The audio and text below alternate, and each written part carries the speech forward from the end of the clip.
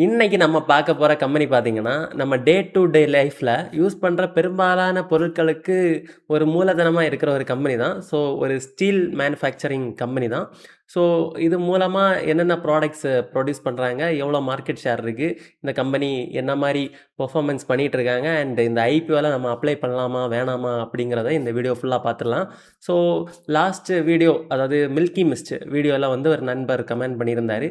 So கம்பெனியோட ப்ரொமோட்டர்ஸை பற்றி சொல்லுங்கள் அந்த மாதிரி. ஸோ ஆக்சுவலி நான் என்ன ஃபீல் பண்ணேன்னா, வீடியோ ரொம்ப லென்த் ஆயிரும், ப்ரொமோட்டர்ஸை பேசணுமா அப்படின்னு யோசித்தேன். ஸோ ஆனால் ரொம்ப யோசித்து பார்த்தா கண்டிப்பாக பேசணும்னு தான் நினைக்கிறேன். ஏன்னா ஒரு சில கம்பெனியில் வந்து ப்ரொமோட்டர்ஸை நம்ம பற்றி தெரிஞ்சுக்காமல் நம்ம இன்வெஸ்ட் பண்ணோம்னா அதுவே நெகட்டிவாக போயிடும். உதாரணத்துக்கு சில கம்பெனிஸில் ஒரு ஃபேமிலிக்கு மட்டும்தான் அந்த கம்பெனியோட ஷேர்ஸ் இருக்கும். ஸோ அவங்களுக்குள்ள ஏதாவது பிரச்சனை வந்துச்சுன்னா கம்பெனியே ரெண்டாக பிரியறதுக்கே வாய்ப்பு இருக்குது. ஸோ அதனால இதுக்கு நம்ம பேசி தான் ஆகணும். ஸோ இந்த வீடியோவில் அதை சிம்பிளாக இன்க்ளூட் பண்ணுறேன். அண்ட் இது எப்படி இருந்துச்சு அப்படிங்கிறத உங்கள் கமெண்டில் சொல்லுங்கள். உங்கள் ஃபீட்பேக் எல்லாமே நான் பார்த்துட்ருக்கேன். ஸோ கமெண்ட்டை கண்டிப்பாக பண்ணுங்கள். அப்போ தான் ஏதாவது இம்ப்ரூவ்மெண்ட் பண்ணணும்னா நான் கண்டிப்பாக இம்ப்ரூவ்மெண்ட் பண்ணுறேன். ஓகேங்களா?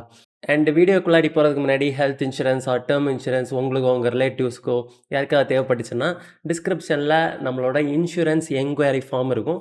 ஸோ அதை நீங்கள் ஃபில் பண்ணிங்கன்னா டேரெக்டாக நானே உங்களை காண்டாக்ட் பண்ணுறேன். ஓகேங்களா? இப்போ வீடியோக்குள்ளாடி போயிடலாம்.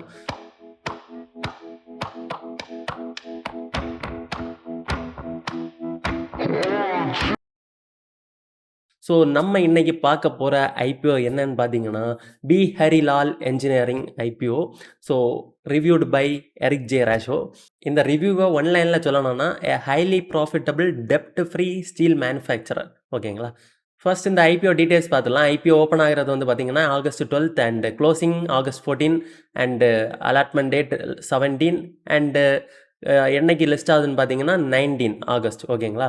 ஸோ இப்போ வந்து எவ்வளவுக்கு இவங்க இஷ்யூ பண்ணியிருக்காங்கன்னு பார்த்தீங்கன்னா 301 கோடிக்கான ஐபிஓ. ஸோ அந்த ஐபிஓவில் ஃப்ரெஷ் இஷ்யூவாக வெறும் 93 கோடி தான் வந்து கம்பெனியோட ஃப்யூச்சர் எக்ஸ்பென்ஸுக்கு போகுது. மிச்சம் 208 கோடி அவங்களோட ஓனர்ஸ் வந்து மார்க்கெட்டில் செல் பண்ணுறாங்க. ஓகேங்களா? ஸோ இது வந்து ஃபஸ்ட்டே ஒரு நெகட்டிவான ஃபேக்டர் தான். அதை தாண்டி நம்ம இன்வெஸ்டர் கோட்டா. ஸோ என்ன கோட்டாலெல்லாம் அப்ளை பண்ணலாம் அப்படின்னு பார்த்தீங்கன்னா, QABஸ்னா குவாலிஃபைடு இன்ஸ்டிடியூஷனல் பையர்ஸ். ஸோ அது வந்து நம்ம அப்ளை பண்ண முடியாது. அது 10 லட்ச ரூபாய்க்கு மேலே அப்ளை பண்ணுறவங்களுக்கானது மட்டும்தான். ஸோ என்ஐஎஸ்னா நான் இன்ஸ்டிடியூஷனல் இன்வெஸ்டர்ஸ் 2 லட்ச ரூபாய்க்கு மேலே இன்வெஸ்ட் பண்ணுறவங்களுக்கு இந்த லிஸ்ட்டில் நம்ம இன்வெஸ்ட் பண்ணலாம். ஸோ அது வந்து பார்த்தீங்கன்னா 15% அலாட் பண்ணியிருக்காங்க. அண்ட் ரீட்டெயில் தான் மெஜாரிட்டி ஆஃப் நம்ம பண்ணுற விஷயம். ஸோ ரீட்டெயிலில் வந்து 35% வந்து அலாட்மெண்ட்டு கொடுத்துருக்காங்க. ஓகேங்களா? ஸோ இப்போ வந்து நம்ம எதில் கிடைக்கிற பாசிபிலிட்டி அதிகம்னா ரீட்டெயில் தான். ஸோ அதிலேயே நம்ம அப்ளை பண்ணலாம். ஓகேங்களா? அதுக்கப்புறம் ப்ரைஸிங் அண்ட் இன்வெஸ்ட்மெண்ட் பார்த்தீங்கன்னா ரூ. 271 ரூ. 285 வந்து ப்ரைஸ் பேண்ட் வச்சுருக்காங்க. ஃபேஸ் வேல்யூ 10, லாட் சைஸ் வந்து 52 ஷேர்ஸ் ஒரு லாட்டுக்கு. அதே மாதிரி மினிமம் இன்வெஸ்ட்மெண்ட் ரூ. 14,820 வருது. ஓகேங்களா? செகண்ட் வந்து கம்பெனியோட ஒர்ஜின் அண்ட் ப்ரொமோட்டர்ஸை பற்றி பார்த்துடலாம். கம்பெனி வந்து எங்கே ஆரம்பித்தாங்கன்னா பஞ்சாபில் வந்து மண்டி கோபிந்த்கார். ஸோ அதை வந்து ஸ்டீல் டவுன் ஆஃப் இந்தியா அப்படின்னு சொல்கிறாங்க. ஸோ கம்பெனி ஆரம்பித்த இயர் வந்து மே 1995. ஸோ 30 இயர்ஸ் கிட்ட ஆகுது.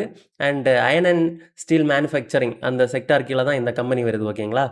அண்ட் 2 மேனுஃபேக்சரிங் ஃபெசிலிட்டிஸ் வச்சுருக்காங்க இது வரைக்கும்.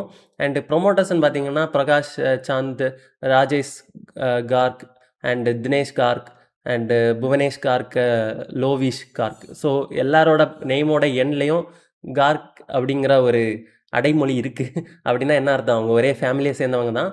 ஸோ இது வந்து கம்பெனியோட ஃப்யூச்சரில் ஒரு இம்பேக்ட் கொடுக்க வாய்ப்பு இருக்குது. பட் இது வந்து நம்ம எல்லா கம்பெனிலும் நடக்கிற விஷயம் கிடையாது.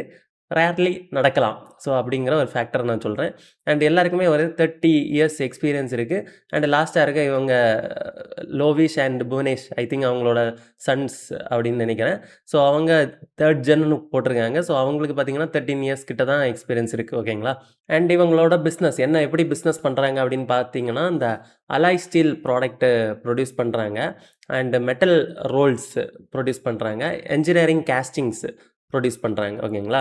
ஸோ இதில் வந்து முக்கியமாக இவங்க என்ன பண்ணுறாங்கன்னா, வெளிநாடுகளில் இருந்து அண்ட் லோக்கல் மேனுஃபேக்சர்கிட்ட இருந்து ஸ்க்ராப்பு, ஃபெரோரோ அலாய்ஸ் அண்டு பில்லட்ஸ் அப்படிங்கிற திங்ஸை வந்து ரா மெட்டீரியலாக வாங்குறாங்க. அதை வந்து மெல்ட் பண்ணி ஃபர்னஸில் போட்டு ப்ராசஸ் பண்ணி வேக்கம் பண்ணி ஸோ சிஎன்ஜி மிஷின்ஸ் எல்லாம் யூஸ் பண்ணி அதை வந்து ஃபைனல் ப்ராடக்டாக எடுத்து அதர் பிஸ்னஸஸுக்கு செல் பண்ணுறாங்க. இவங்களோட கஸ்டமர்ஸ் பார்த்தீங்கன்னா பிஸ்னஸஸ். ஸோ அது என்ன மாதிரி ப்ராடக்ட்னு பார்த்தீங்கன்னா, அதாவது ஆட்டோமொபைலுக்கு யூஸ் பண்ணுற OEM parts, engine parts. So இதெல்லாம் வந்து இவங்க மேனுஃபேக்சரிங் பண்ணுற ஸ்டீல் ஆர் அந்த அலாய்ஸ் மூலமாக தான் அவங்க மேனுஃபேக்சரிங் பண்ணுறாங்க ஆட்டோமொபைல் கம்பெனிஸில். ஸோ ஆட்டோமொபைல் செக்டாருக்கு வந்து இது போகுது. அதுக்கப்புறம் இன்ஃப்ராஸ்ட்ரக்சர் அண்ட் கன்ஸ்ட்ரக்ஷனுக்கு யூஸ் பண்ணக்கூடிய அந்த மெட்டல் பார்ஸாக இருக்கட்டும், அந்த டிஎம்பி கம்பிகள், ஸோ அதை தாண்டி யூஸ் பண்ணுற க்ரஷர்ஸு, ஸோ அதுக்கெல்லாம் அந்த சிமெண்ட் மிக்சிங் மிஷின்ஸு, ஸோ இதுக்கெல்லாம் யூஸ் பண்ணுற பார்ட்ஸும் இவங்க ப்ரொவைட் பண்ணுறாங்க. அதே மாதிரி கேட்டு க்ரஷர். ஸோ க்ரஷர்னால் அந்த நம்ம அந்த பாறையை உடச்சி சல்லியாக மாற்றுறாங்க இல்லையா? ஸோ அந்த க்ரஷருக்கு யூஸ் பண்ணுற பெரும்பாலான மிஷின்ஸ் வந்து இவங்களோட கோர் மெட்டீரியலாக தான் இருக்குது. And engineering and industrial equipments, இண்டஸ்ட்ரீஸில் யூஸ் பண்ணுற பெரும்பாலான எக்யூப்மெண்ட்ஸுக்கு இவங்களோட ப்ராடக்ட் சப்ளை ஆகுது. ஓகேங்களா? ஸோ ஓவராலாக வந்து ரிப்பீட்டட் கஸ்டமர் கிட்டே இருந்து 84.69% வந்து இவங்களுக்கு ரெவென்யூ வந்துக்கிட்டு இருக்குது. ஓகேங்களா? ஸோ அதே மாதிரி மார்க்கெட்டு பொசிஷன் பார்த்தீங்கன்னா 10% மார்க்கெட் ஷேர் வச்சுருக்காங்க ஆல் ஓவர் இந்தியா. அண்டு 9% வந்து வெளிநாடுகளுக்கு எக்ஸ்போர்ட் பண்ணுறாங்க. ஓகேங்களா? அண்ட் அவங்களோட கம்பெனி வந்து எப்போவுமே ஆக்டிவாக இருக்குது. அதாவது 85-90% வந்து எப்போவுமே ஒர்க் நடந்துக்கிட்டே இருக்குன்னு சொல்கிறாங்க. ஓகேங்களா? அண்ட் இவங்க வந்து ஒரு கம்ப்ளீட்டாக லாங் டேர்ம் கான்ட்ராக்ட் போட்டு ஒரு ப்ராடக்ட்டை கொடுக்குறது கிடையாது. இன் டிமாண்ட், அதாவது ஒரு கஸ்டமர் இப்போ ஒரு ஆட்டோமொபைல் கம்பெனியில் வந்து எனக்கு ஓஇஎம் பார்ட்ஸ் வேணும் அப்படின்னு சொல்லிட்டு அவங்க கேட்குறாங்கன்னா, அந்த டைமில் ஆர்டர் எடுத்து உடனே ப்ராசஸ் பண்ணி அவங்களுக்கு கொடுக்குறது தான் இவங்களோட மேஜரான வேலை. ஸோ அதனால இவங்க கெப்பாசிட்டி வந்து 85-90% எப்போவுமே கம்பெனி ஒர்க்கிங்லேயே இருக்குது, அந்த ஆக்குபென்சியில் ஒர்க்கிங்லேயே இருக்குன்னா என்ன அர்த்தம்னா, எப்போவுமே ஆர்டர் வந்துக்கிட்டு இருக்குன்னு அர்த்தம். ஓகேங்களா? அது ஒரு ரொம்ப பாசிட்டிவான விஷயம். அண்ட் லேட்டஸ்ட்டு ரெவென்யூ பார்த்தீங்கன்னா, இந்த ஃபினான்ஷியல் 2026ல் 534 crores அண்ட் லேட்டஸ்ட் ப்ராஃபிட் பார்த்தீங்கன்னா 64 crores அண்ட் எபிட்டா மார்ஜின் பார்த்தீங்கன்னா கிட்டத்தட்ட 19%. ஓகே, ப்ராஃபிட் வந்து 2 இயர்ஸில் 80% கிட்ட அதிகரிச்சிருக்கு. ஸோ நல்லாவே க்ரோத் கொடுத்துருக்காங்க. அண்ட் ரெவென்யூ வந்து நம்ம பார்த்துட்டோம் இல்லையா? ஸோ ஃபைனலாக வந்து பார்த்தீங்கன்னா ப்ராஃபிட் ஆஃப்டர் டேக்ஸ் மார்ஜின் பார்த்தீங்கன்னா 12% இருக்குது. இதுவும் ரொம்ப பாசிட்டிவான விஷயம்தான். கம்பெனியோட டோட்டல் அசெட் பார்த்தீங்கன்னா 367 கோடி அண்டு லைபிலிட்டிஸ் 61 கோடி அண்ட் கடனாக வந்து பார்த்தீங்கன்னா 16 கோடி கடனாக இருக்குது. அண்டு அதை வந்து நம்மளோட டெப்ட் டு ஈக்விட்டி ரேஷியோவில் பார்க்குறப்போ ரொம்ப ரொம்ப கம்மி 0.6 டைம்ஸ் தான் இருக்குது. 0.06 டைம்ஸ் தான் இருக்குது. ஸோ அது வந்து ஒரு ரொம்ப பாசிட்டிவான விஷயம். நியர் டெப்ட் 0ன்னு வச்சுக்கோங்க. ஓகேங்களா? ஸோ இப்போ வந்து இந்த ஐபிஓவில் வந்ததுக்கு அப்புறம் வந்து அவங்களோட மார்க்கெட் கேப் எவ்வளோ இருக்கும்னு எஸ்டிமேட் பண்ணுறாங்கன்னா 1200 கோடிகள். ஓகேங்களா? ஏன்னா இவங்களோட பிஇ வந்து 18.6 டைம்ஸ் தான் அதிகமாக இருக்குது. அண்ட் ரிட்டர்ன் ஆன் ஈக்விட்டி பார்த்தீங்கன்னா மற்ற பியர்ஸை கம்பேர் பண்ணுறப்போ நல்லாவே வச்சுருக்காங்க. ஏர்னிங் பர் ஷேர் வந்து பார்த்தீங்கன்னா ஏஐஏ இன்ஜினியரிங் தான் அதிகமாக வச்சுருக்காங்க. ஸோ மற்றவங்கள கம்பேர் பண்ணுறப்ப இவங்க ரொம்ப பாசிட்டிவாக இருக்குது. ஆனால் ஏஐஏ இன்ஜினியரிங் வந்து ரொம்ப அதிகமான இபிஎஸ் கொடுத்துருக்காங்க. ஸோ அவங்கள கம்பேர் பண்ணுறப்போ ரொம்ப ரொம்ப கம்மி தான். பட் அதர் பியர்ஸை கம்பேர் பண்ணுறப்ப ஒரு டீசெண்டான இடத்துல இருக்குது. அண்டு மற்ற பிஇ வேல்யூவேஷனை வச்சு பார்த்தாலும் இவங்க வந்து ஒரு டீசெண்டான இடத்துல இருக்காங்க. ஸோ ஃபைனலாக சொல்லணும்னா இண்டஸ்ட்ரியல் ஆவரேஜ் வந்து 31 டைம்ஸ் இருக்குது. ஆனால் இவங்க 18 டைம்ஸ் தான். ஸோ அட்ராக்டிவான வேல்யூவேஷன் தான். இந்த ஐபிஓவில் கிடைக்கிற பணத்தை என்ன பண்ண போகிறாங்க அப்படின்னு பார்த்தீங்கன்னா, 301 கோடியில் 93 கோடி தான் fresh issue, remaining offer for சேல்னு பார்த்துட்டோம். ஸோ இதை வந்து என்ன பண்ண இந்த 93 கோடியில் என்ன பண்ண போகிறாங்கன்னா, கேபிட்டல் எக்ஸ்பெண்டிச்சர், அதாவது கேபெக்ஸ்ன்னு சொல்லுவாங்க. ஸோ புதிய எக்யூப்மெண்ட் வாங்குறதா இருக்கட்டும், புதிய சிஎன்சி மிஷின்ஸ் வாங்குறது, அண்டு ஒரு மூணாவதாக ஒரு மேனுஃபேக்சரிங் ஃபெசிலிட்டிஸ் ஸ்டார்ட் பண்ணியிருக்காங்க, ஒர்க்கிங்லேயே இருக்குது. ஸோ அதை வந்து ஃபுல் கெப்பாசிட்டியில் ரன் பண்ண வைக்கணும்னா அதுக்கான ஒர்க் முடிக்கணும். ஸோ அதை பண்ணுறாங்க. அண்டு சோலார் பவர் பேனல்ஸ், அதாவது காஸ்ட்டை கம்மி பண்ணுறதுக்கு, இப்போ கரண்ட் பில்லு ரொம்ப அதிகமாக இருக்குன்னு சொல்கிறாங்க. ஸோ அதை கம்மி பண்ணுறதுக்கு சோலார் பேனல்ஸ் பில்ட் பண்ணுறாங்களாம். அண்டு அந்த கடன் 16 கோடி கடனையும் அதிலே பாதி இந்த ஐபிஓலேருந்து அடைக்க போகிறேன் அப்படின்னு சொல்கிறாங்க. ஸோ இது வந்து ஒரு பாசிட்டிவான விஷயந்தான். ஓகேங்களா? அண்ட் ஸ்வாட் அனாலிசிஸ் பார்க்குறப்ப ஸ்ட்ரென்த்துன்னு பார்த்தீங்கன்னா இவங்க வந்து நியர் டெப்ட் ஃப்ரீ தான். ஸோ அது வந்து ஒரு பாசிட்டிவ். அதுக்கப்புறம் ஹை கெப்பாசிட்டி யூட்டிலைசேஷன், அதாவது 80-90% கிட்ட ஒர்க்கிங்லேயே இருக்குது எப்போவுமே. கம்பெனி எப்போவுமே ஆர்டரே வராமல் ஃபுல்லாக க்ளோஸில் இல்லாமல் ஃபுல்லாகவே ஒர்க்கிங்கில் லாஸ்ட்டு 3 இயர்ஸாக இருக்குது. ஸோ அது வந்து ஒரு நல்ல பாசிட்டிவ். அதே மாதிரி 84% திரும்ப திரும்ப வரக்கூடிய கஸ்டமர், அது positive. And high entry barriers, so இவங்க வந்து நிறைய கிளைண்ட்ஸ் வச்சுருக்காங்க. அது மட்டும் இல்லாமல் நிறைய சர்டிஃபிகேஷன்ஸ் வச்சுருக்காங்க. அவங்க ப்ராடக்ட் வந்து ரொம்ப குவாலிட்டியாக இருக்குது. அதில் முக்கியமாக ஒரு ப்ராடக்ட் வந்து வந்து என்னன்னா நம்ம வந்து டபுள் போர் மெத்தடில் ஸ்ட்ராங்கஸ்ட்டு ஸ்டீல் ஷீட்ஸ் உருவாக்குறாங்க. அதில் வந்து பார்த்தீங்கன்னா ஈஸியாக பெண்டும் பண்ண முடியும். அதே நேரத்தில் அது ஸ்ட்ராங்காகவும் இருக்குது அப்படின்னு சொல்கிறாங்க. ஸோ அந்த மாதிரி ஒரு ஹை ஸ்டாண்டர்டில் இவங்க ப்ரொடியூஸ் பண்ணுறதுனால அது ரொம்பவே பாசிட்டிவான விஷயம். அதே மாதிரி 30 வருஷம் இவங்க ஸ்ட்ராங்காக அந்த பஞ்சாப்லேயே இவங்க இருக்கிறாங்க. அது ஒரு நல்ல விஷயம். ஏன்னா அது வந்து ஒரு ஸ்டீல் ஹப்பாக இருக்கிறதுனால இவங்களுக்கு ரா மெட்டீரியல்ஸ் பிரச்சனை இருக்காது, எப்போவுமே வந்துட்டுருக்கும். ஸோ அது ஒரு பாசிட்டிவான விஷயம். வீக்னஸ்ன்னு பார்த்தீங்கன்னா 10 கிளைண்ட்ஸ் தான் இவங்களுக்கு 38% ரெவென்யூ கொடுக்குறது. ஸோ அதனால ஏதாவது ஒரு பிரச்சனை நடந்துச்சுன்னா இவங்களுக்கு ரெவென்யூவில் இம்பேக்ட் நடக்கும். அதே மாதிரி ரா மெட்டீரியல்ஸ் வந்து ஸ்கிராப் அண்ட் ஃபெரோ அலாய்ஸை டிபெண்ட் பண்ணி இருக்காங்க. ஸோ அது வந்து மேஜராக இவங்களோட 61% ஆஃப் எக்ஸ்பென்ஸில் போயிட்டே இருக்குது. அதாவது அதிக காஸ்ட் கொடுத்து அதை வாங்கிட்டு இருக்காங்க. அதே மாதிரி எனர்ஜி இன்டென்சிவ், அதாவது இவங்களுக்கு நல்ல fuel cost and power cost இருக்கிறதுனால அதிகமான current bill and diesel charges, so இது வந்து அதிகமாக இருக்குது அப்படின்னு சொல்கிறாங்க. அதே மாதிரி ஸ்கில்டு லேபர் ஷார்ட்டேஜ் இருக்குது. அதாவது இந்த மாதிரி ஒர்க்கு அந்த ஸ்டீல் லைன்ஸ்ல எல்லாம் ஒர்க் பண்ணுறவங்க எல்லாம் பார்த்தீங்கன்னா டெய்லி வேஜஸாக இருப்பாங்க. ஸோ அப்போது திடீர்னு ஒருத்தர் ஒர்க்கு வராமல் இருந்தாருன்னா இன்னொருத்தரை எடுத்து போட்டு அதுக்கு ஆளை ஃபில் பண்ணிகிட்டு இருப்பாங்க. ஸோ அப்போ அவங்களுக்கு வந்து அந்த அளவுக்கு ஸ்கில்டு எக்ஸ்பீரியன்ஸ் இருக்காது. ஸோ ஒருத்தர் தான் மெயினாக நல்லா ஸ்கில்டாக இருப்பாங்க. ஸோ மற்றவங்க எல்லாம் அவங்களுக்கு ஒரு சப்போர்ட்டிவாக தான் இருப்பாங்க.